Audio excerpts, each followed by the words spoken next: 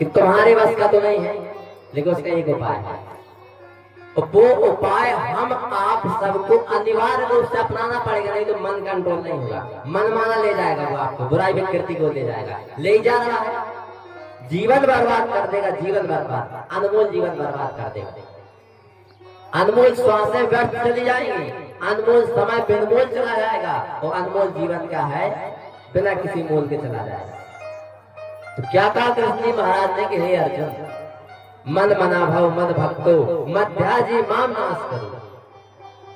हे अर्जुन, तुम मेरे मन वाला हो जा। बात कर क्या है, तुम मेरे मन वाला हो जाएगा, ये उपाय है इस मन को कंट्रोल करने का। तुम मेरे मन वाला हो जा, यानी समर्पण।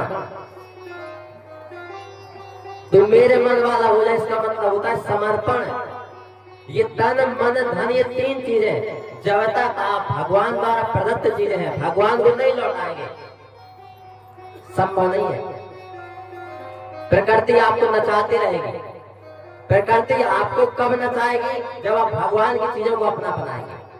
और जैसे ही आप ये तन मन धन को, भगवान कहते धन माइनस कर दो, धन परिवार में दे दो, बात खत्म, कोई दिक्कत नहीं है। लेकिन तन और मन, ये भगवान द्वारा प्रदत्त चीजें, जब तक आप उसको लौटाएंगे नहीं, तब तक आप क्या है, उसके ऋण से मुक्त नहीं हो सकते। भगवान ने ये अनमोल धरोहर दी है, जब तक आप उसको लौटाएंगे नहीं, तब तक क्या है, आप मुक्त नहीं होंगे ऋण से। और जब तक ऋण से मुक्त नहीं होंगे, माया नचाती रहेगी। जैसे आप इस तन मन और धन को भगवान को सौंप देंगे, प्रकृति का अधिकार गया आपके ऊपर से, नचा नहीं पाएगा। आप उसके अधिकार क्षेत्र से वापस दूर चले जाएंगे, आप तो नचा नहीं सकते। उसके लिए क्या है, भगवान को जान देख करके तन मन धन का है समर्पण करना पड़ता है, जान देख।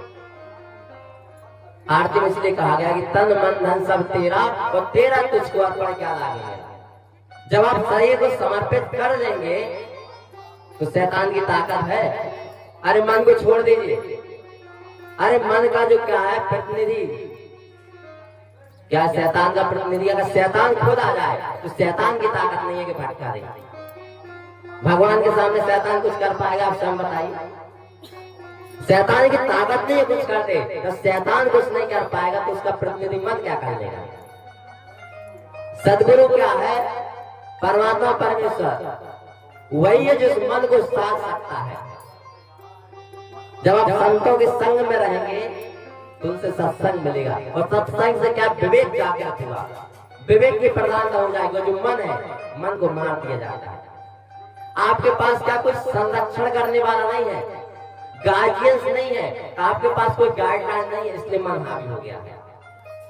वही जब गाइडलाइन होती परमेश्वर की, संत पुरुषों की जब गाइडलाइन होती, परमेश्वर के संरक्षण में आपका जीवन रहता, तो भगवान कभी भी मनमाना नहीं रहने देता। आपको मनमाना नहीं रहने देता, उस मन को मार दिया जाता है। जो भी मन के माध्यम से आपके भाव आते, उसको मार दिया जाता है। परमेश्वर क्या है, आप जीवन जिए लेकिन विवेक के अनुसार जिए। खाना भी मनमाना मत खाएं, बुद्धि के अनुसार भी नहीं, विवेक के अनुसार। आप प्रत्येक कार्य विवेक के अनुसार करें। तो मन को कंट्रोल करने का एक उपाय है, आपको इसको समर्पित करना पड़ेगा भगवान को।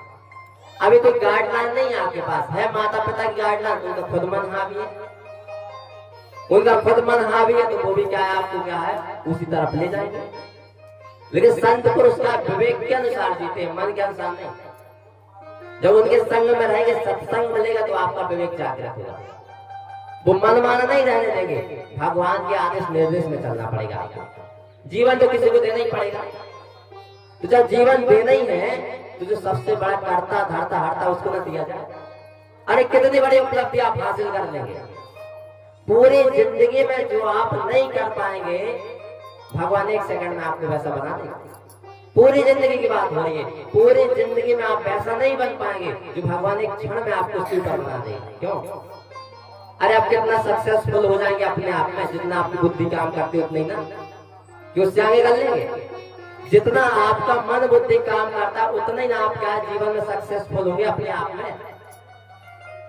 और जहां से ये बुद्धि खत्म हो जाती है, मन खत्म हो जाता है, ये कल्पनाएं खत्म हो जाती है, विचार खत्म हो जाती है, वहां से विवेक चाल जाता है। आपकी कल्पना के अनंत अनंत अनंत गुना बड़ी उपलब्धि देना चाहता है भगवान। कल्पना नहीं पहुंच सकती है, वो उपलब्धि भगवान देना चाहता है। बस क्या है, इस शरीर को भगवान में लगाना होगा, तब क्या आपका विवेक काम करता रहेगा, मन हावी नहीं हो पाएगा, विवेक वाला जीवन हो जाएगा। विवेक माने देखा देखी जीवन, हर चीज स्पष्ट दिखाई देगी, मुक्ति दिखाई देगी, जीते जी उन्मुक्त दिखाई देगी, क्योंकि पता है कि बंधन यहाँ से आएगा, जाना ही नहीं उस तरफ। जीते जी आप मुक्ति उन्मुक्त जीवन रहेगा, और जीते जी अमरता दिखाई देगी। अमरता माने धरती पर नाम रूप कायम रहेगा। आपको दिखाई देगा कि भगवान के मार्ग पर चल रहे हैं, तो जहां भी जाएंगे वहां एक छाप छूट जाएगी, लोग याद करेंगे कोई आया। जहां भी आप धर्म का प्रचार करने जाएंगे, सत्य का प्रचार करने जाएंगे, लोग कहेंगे कि धन्य वो माता जिसके पुत्र है, धन्य वो परिवार जहां से आए हैं, धन्य वो गांव जहां से आए हैं। क्या है, ये धर्म प्रचार में लगे। आप जाएंगे धर्म का प्रचार करने, धर्म आपका प्रचार कर देगा। आप जाएंगे सत्य का प्रचार करने, सत्य आपका प्रचार कर देगा। आप जाएंगे भगवान का प्रचार करने, भगवान का आपका प्रचार कर देगा। धर्मो रक्षते रक्षिता। आप धर्म की रक्षा में लगे, धर्म आपकी रक्षा करता जाएगा। किससे? धर्म किससे रक्षा करेगा? ये माया से। ये मायावी विकारों से, विषय विकार मिटाओ पाप हरो देगा। आप भगवान के जब क्षेत्र में रहेंगे, आप रहिए चाहे नहीं रहिए, अगर भगवान के क्षेत्र में रहेंगे तो विषय विकार मिटाएगा ही, आपके पाप हरण करेगा ही करेगा, इस मन को मारेगा ही मारेगा।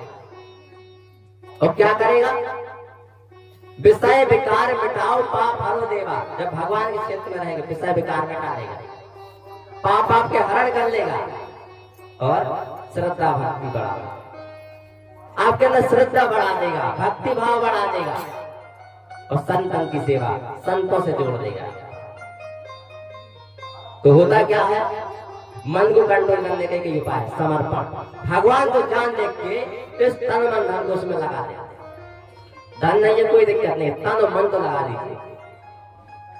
उससे क्या होगा, मन की क्षमता नहीं आपको बुराई विकृति में ले जाएगा, विवेक प्रधान जीवन हो जाएगा।